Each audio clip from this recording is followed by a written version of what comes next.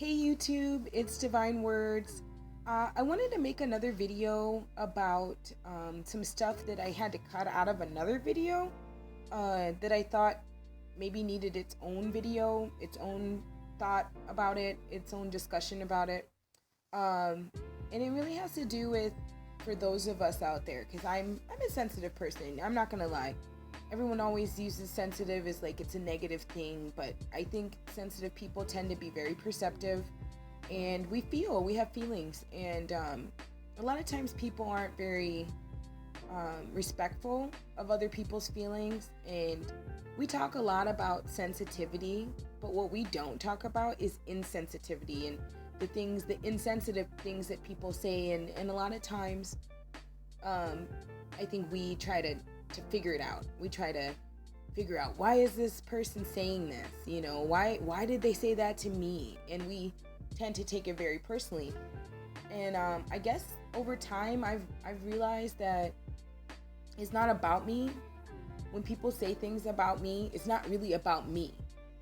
It's about the way that they perceive the world, the way that they interpret the world, the way that they've been raised maybe to speak to other people. And just really I've also learned that some people have issues like socially, where they say things and they can't pick up on the cues that other people feel uncomfortable or what they've said is inappropriate. So my dad always told me, never try to make sense of nonsense, you know. And that's what I think we spend a lot of time doing when people come with nonsensical shit to tell us about ourselves. Like, I don't need your opinion about what you think about my hair. I don't need your opinion what you think about my weight. I don't need your opinion what you think about what I have on, unless it's positive.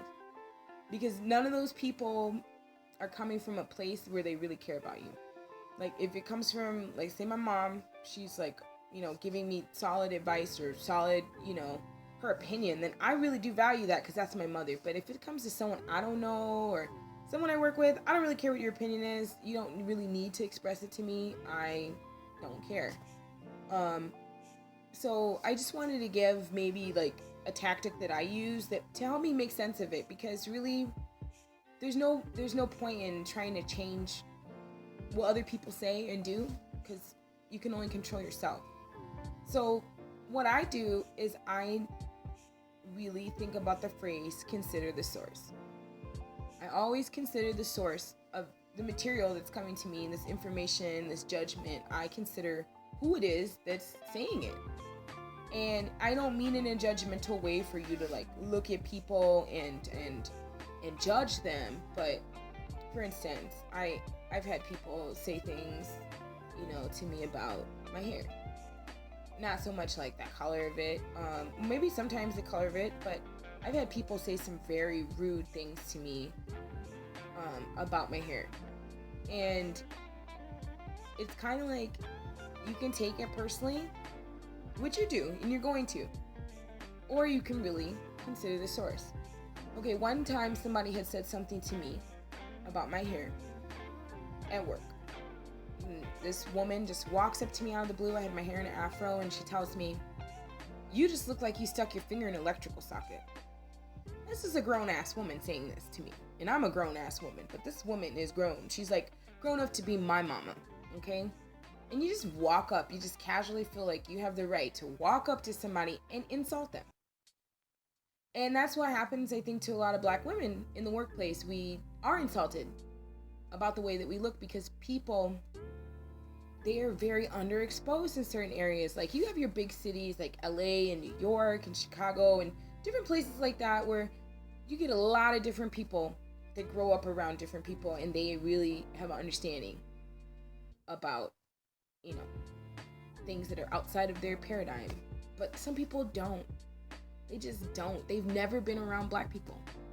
So the things that they think in their head are really a manifestation of the conditioning of white supremacy, the conditioning to think that I have the right to walk up to someone else and to degrade them and to tell them that they look like they were electrocuted because of the way that they look. That, to me, makes my work environment very uncomfortable sometimes. I'd like to think that people at my job are nice, and I like to think that people at my job are somewhat my friends, and a lot of them are my very close friends. My husband I met at work, and we got married, so there's nothing wrong with having work friends. There's nothing wrong with becoming close to people at work, but I'm not close to everybody like that, but I do try to remain respectful to everybody. But for this woman to have the audacity to walk up to me and say something like that, not just walk up to me, to yell it across the room, to try, whether it was passively or actively, try to humiliate me because I'm black. And that's really what comes down to. But then I consider the source. This woman doesn't change her hair. She doesn't look like she does much to her hair at all. She wears a middle part and ponytail every day. Middle part, ponytail every day. Middle part, ponytail. So then I started thinking to myself, the fuck does she know about hair? The fuck does she know about fashion? Anything. That's not the type of person she is. So for people like that, sometimes the way that a creative might come off is very threatening to them because they don't have an identity about themselves in that way. Maybe they identify with other parts of their personality.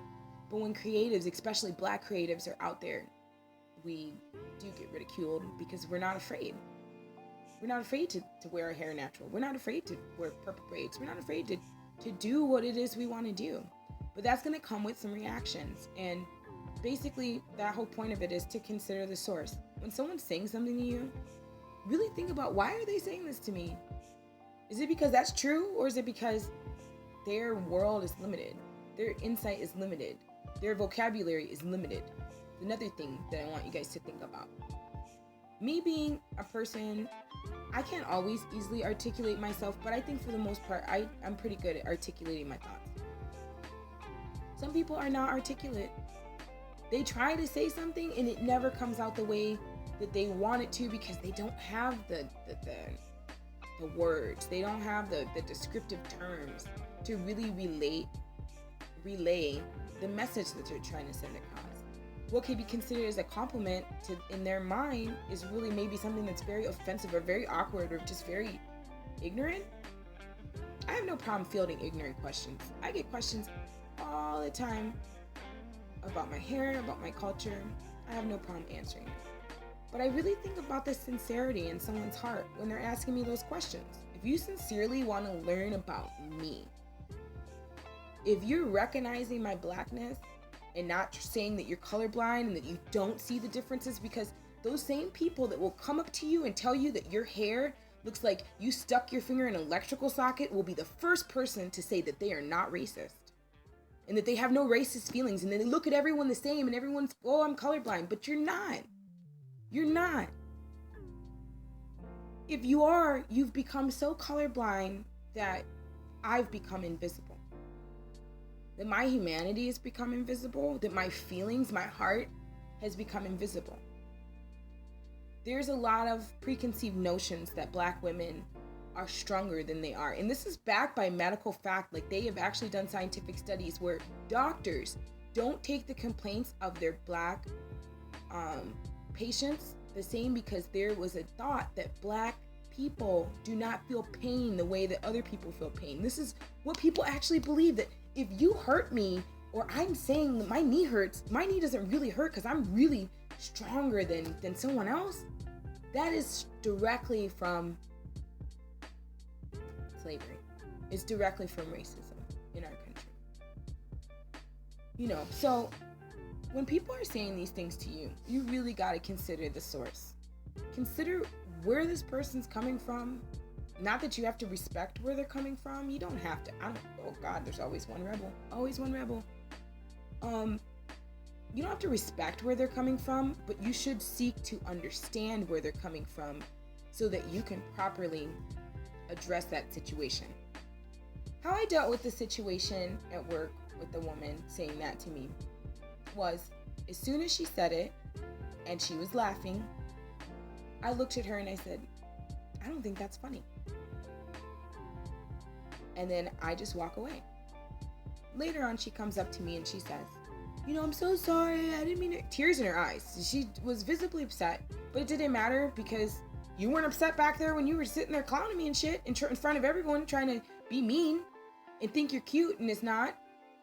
But now she comes to me with what I consider surface sincerity and contrition for what she has said.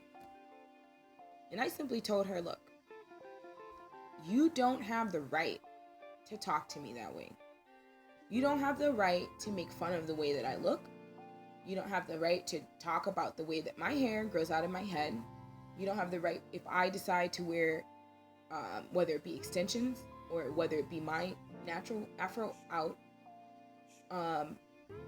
you don't have the right to judge that, because that is the way that my hair comes out of my head. And it's not right, and it's not okay. And I will tell you what my mother said. If you don't have anything nice to say, perhaps it's best that you keep your words to yourself. So I'm just telling you guys out there, I would not at all take it seriously when whack ass people, and I'm gonna say it, some people are whack, some people are not, in my perspective. If some whack ass person that knows nothing about black culture, they know nothing about black hair, they know nothing about black people, they say they're not racist, they say, oh, I got black friends, but really they don't really have any black friends and never have. You are their black friend. They think that you're their black friend, and they come up to you and say shit like that. You really just can't take it seriously. And you have to stand up for yourself, and you have to take that time to educate them. Whether you come off as the angry black woman or not, doesn't matter. Because you can think I'm angry all the time. You can think whatever you want to think about me. But the truth is, I will not be disrespected because of the way that I look. And that's a problem for some people. Some people really have an issue with that. So just so you guys know, think of this. Make it your mantra. Consider the source. Never try to make sense of nonsense. And stand up for yourself. All right? That's all I had to say today. I kept it to 12 minutes. It's pretty short for me. So I love you guys. Like, subscribe, share, whatever you want to do. I really appreciate you guys, even if you're even watching this. I appreciate it. So have a good day. Bye.